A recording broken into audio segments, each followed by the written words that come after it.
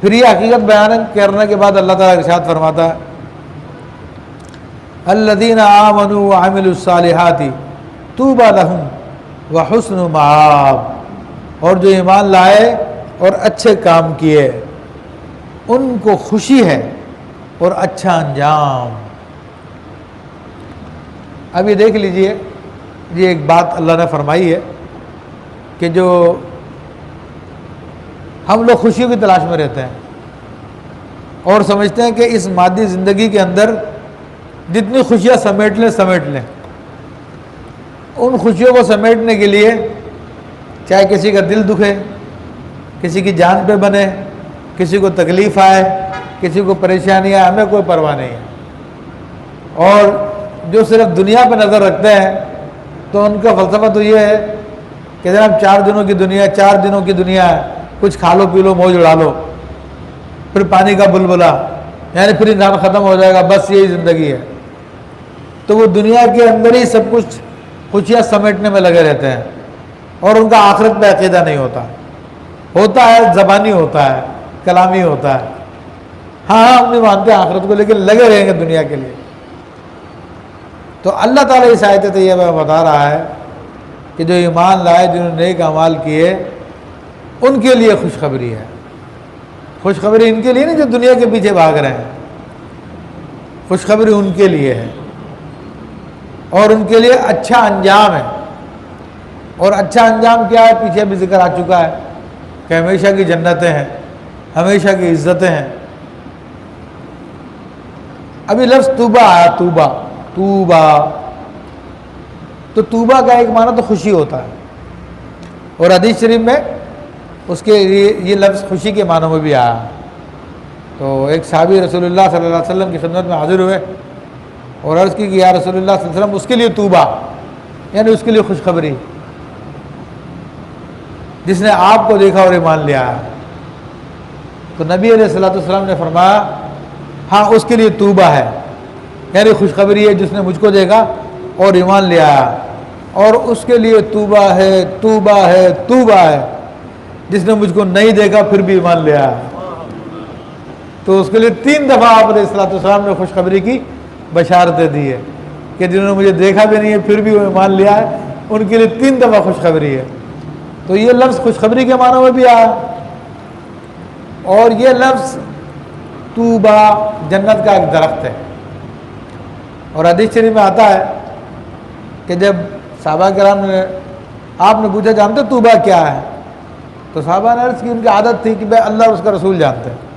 اچھا، یہ صحابہ کرام کے خوش عقیدگی دیکھی ہے اور حضور علیہ الصلوۃ والسلام سے عقیدت و محبت دیکھی ہے۔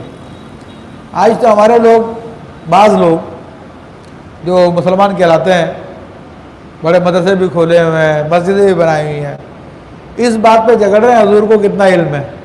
معاذ اللہ، حضور کے علم کو کم کرنے کی کوشش کرتے ہیں۔ اور صحابہ کرام کا کیا عقیدہ تھا؟ حضور علیہ الصلوۃ والسلام کوئی بات اگر ان سے پوچھتے تھے تو وہ کہتے تھے کہ اللہ اور اس کا رسول ہی جانتا ہے، حالانکہ وہ بات ان کو پتہ ہوتی تھی۔ چلو ایک موٹی سی مثال میں آپ کو دے دوں جو آپ سب نے پڑھی ہوگی، آپ نے سب نے وہ پڑھی ہوگی، سنی ہوگی، اس سے آپ صحابہ کرام کا عقیدہ سمجھ لیجئے اور پھر اپنا عقیدہ بھی صحابہ کے مطابق بنا لیجئے۔ حجۃ الوداع کا موقع ہے، نبی کریم صلی اللہ علیہ وسلم صحابہ کرام سے خطاب فرما رہے ہیں اور آپ علیہ الصلوۃ والسلام پوچھ رہے ہیں اے لوگوں بتاؤ یہ کون سا شہر ہے، یہ کون سے شہر میں ہو تم؟ صحابہ کرام کہتے ہیں مکہ میں۔ صحابہ نے عرض کی اللہ اس کا رسول جانتا ہے۔ فرمایا کہ لوگوں یہ بتاؤ یہ کون سا دن ہے؟ سب کو پتا ہے کہ 9 ذی الحجہ ہے۔ صحابہ کرام نے کیا جواب دیا؟ اللہ اور اس کا رسول جانتا ہے۔ آپ نے فرمایا کہ یہ کون سی جگہ؟ کسی نے بھی جواب نہیں دیا کہ عرفات ہے، سب نے کہا کہ اللہ اور اس کا رسول ہی جانتا ہے۔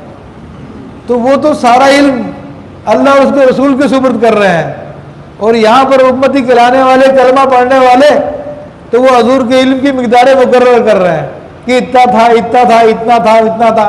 وہ ظالموں کو شرم کرو، تم صحابہ کرام سے کم سبق لے لو کہ وہ تو سارا علم اللہ اور اس کے رسول کی بارگاہ میں سپرد کر دیتے تھے اور تم ان کے علم کو ناپنے کی کوشش کر رہے ہو. تو صحابہ کرام آپ نے فرمایا کہ پتہ توبہ کیا ہے؟ صحابہ نے وہی جواب دیا کہ اللہ اور اس کا رسول جانتا ہے. تو آپ نے فرمایا توبہ جنت کا ایک درخت ہے اور وہ اتنا بڑا درخت ہے, اس کا سایہ اتنا گھنا ہے کہ اگر ایک سوار گھڑ سوار اس کے سائے میں 100 سال بھی چلتا رہے تو اس کا سایہ نہیں ختم ہوگا. اور آپ علیہ السلام کی حدیث میں آتا ہے کہ اہل جنت کے ہر گھر میں اس کی شاخ ہوگی اور اس کے شگوفوں میں سے اہل جنت کو پہننے کے لیے لباس ملیں گے. وہ ایسا عظیم درخت ہے. تو توبہ اس معنوں میں بھی ہے. تو الحمدللہ ہم نے بھی اپنی وہ جو چیریٹی بنائی ہے, ویلفیئر بنائی ہے, توبہ ویلفیئر بنائی ہے, اسی نسبت سے بنائی ہے.